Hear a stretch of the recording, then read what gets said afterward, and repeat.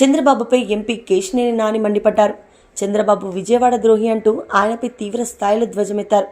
కావాలని అమరావతిలో రాజధాని ఏర్పాటు చేశారని, 30 ఏళ్లు అయినా ఆ ప్రాజెక్టు పూర్తి కాదని తాను చంద్రబాబుకు అప్పుడే చెప్పానని అన్నారు.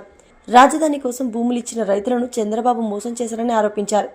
విజయవాడను శ్మశానం చేసేందుకు చంద్రబాబు కంకణం కట్టుకున్నారని ఫైర్ అయ్యారు ఎంపీ కేశినేని నాని. నన్ను ఆత్మీయంగా ఆలింగనం చేసుకుని ఆయన హక్కును చేర్చుకున్నారు. దానికి జీవితాంతం నేను ఆయన రుణపడి ఉంటాను. ఎందుకంటే చాలా అవమానకర రీతిలో నన్ను గెంటేశారు. నేను అటువంటిది ఆయన హక్కును చేర్చుకుని నాకు టికెట్ ఏమంటే నాకు ఆయన బెదవాడి నుంచి మీరే పోటీ చేయాలని చెప్పి ఆయన ప్రకటించడం నిజంగా ఇది.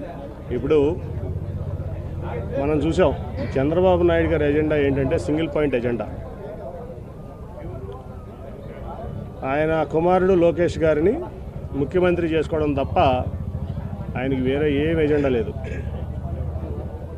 నేను మొన్న కూడా చెప్పా, 2014 నుంచి 2019 వరకు నేను ఇక్కడ విజయవాడ ఎంపీని. ఒక 100 కోట్లు మీరు విజయవాడకి ఇచ్చారా అని నేను అడిగాను. 100 కోట్లు సెంట్రల్ గవర్నమెంట్ ఫండ్స్, నేను తెచ్చిన ఫండ్స్ తప్ప ఒక 100 కోట్లు విజయవాడకి ఇచ్చారని నేను చంద్రబాబు నాయుడు గారిని పబ్లిక్గా ప్రశ్నించాను.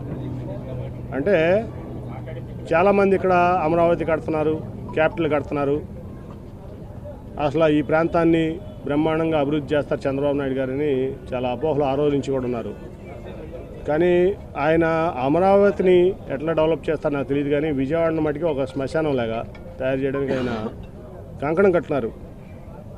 ఆయన ఒక ఓల్డ్ సిటీ చార్మినార్ లాగా విజయవాడను తయారు చేయాలని ఆయన యొక్క లక్ష్యం. ఎందుకో కానీ నాకు తెలియదు, విజయవాడ అంటే ఆయనకి చాలా చిన్నచూపు. మొదటి నుంచి కూడా ఇక్కడ ప్రజలన్నా విజయవాడ అన్నా ఆయన చాలా చిన్నచూపు. ఎప్పుడో ఆయన రైల్వే స్టేషన్లో ఎవరో ట్యాక్సీ డ్రైవర్లో ఎవరో అవమానపరిచారంట. ఇప్పుడు ఆయన కెరీర్ రాజకీయ జీవితంలో కొత్తగా అదే చెప్తాడు మాకు ఎప్పుడు చెప్పిన ఆయన. ఈ విజయవాడ అంటే ఆయన చాలా చిన్నచూపు.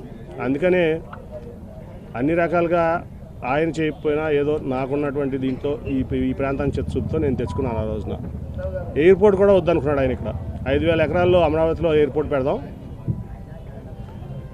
ఈ ఎయిర్పోర్ట్ వద్దనుకుంటే ఆ రోజు వెంకయ్యనాయుడు గారు నేను చాలా అడ్డం తిరిగే దాని మీద. ఈ ఎయిర్పోర్ట్ ముందు పూర్తి చేయండి, తర్వాత 5,000 ఎకరాలు పూర్తి చేద్దామంటే వెంకయ్యనాయుడు గారు, సుజనా చౌదరి గారు మరి నేను పట్టుబడితే ఆ రోజున ఆ ఎయిర్పోర్ట్ అయినా ఈ రకంగా 1000 కోట్లు సెంట్రల్ గవర్నమెంట్ ఫండ్ వచ్చింది, రూపాయికి స్టేట్ గవర్నమెంట్ ఇచ్చింది లేదు. అంటే నేను ఈ ప్రాంతంలో రాజధానికి వ్యతిరేకం కాదు. నేను మొదటి నుంచి రాజధాని రైతులు నా దగ్గరికి వచ్చినప్పుడు కూడా చెప్పా, నేను ఈ ప్రాంతంలో రాజధాని ఉండడానికి వ్యతిరేకం కాదు. కట్టుకోండి రాజధాని. మీకు కృష్ణానది దాటిన తర్వాత మరి ఆ వారదవతల నుంచి కాజ వరకు మీకు కావాల్సిన సెక్రటరియేటో లేకపోతే కౌన్సిలో లేకపోతే అసెంబ్లీలో హైకోర్టులో ఇప్పుడు కట్టారు కదా, టీడీపీ ఆఫీస్ కట్టారు, డీజీపీ ఆఫీస్ కట్టారు. అలా కాజ బైపాస్ కాజలో కలుస్తుంది. కాజ నుంచి ఇక్కడ వరకు కట్టుంటే ఈ బయటికి బ్రహ్మాండమైన నగరం అయ్యేది 5 ఏళ్లలో. అది కట్టకుండా ఎక్కడో 55,000 ఎకరాలు 33,000 ఎకరాలు రైతులను మోసం చేసి వాళ్ళ రైతుల్ని రోడ్డు మీద పడేసి ఆయన ₹1 కూడా ఆవిడ గాజులు తీసి ఇచ్చింది, మా దగ్గర డబ్బులు లేవని చెప్పి. అమరావతి ఫండ్ అనమాట. వాళ్ళ రైతులు ఎకరానికి 10,000 వేసుకుని వాళ్ళు బాగు చేసుకుంటున్నారు. వాళ్ళు కోట్లు ఇబ్బంది పడుతున్నారు. అంటే నేను చెప్పేది ఏంటంటే, నువ్వు ఆ రోజున రాజధాని పెట్టాల్సింది కృష్ణానది వారధి దాటిన తర్వాత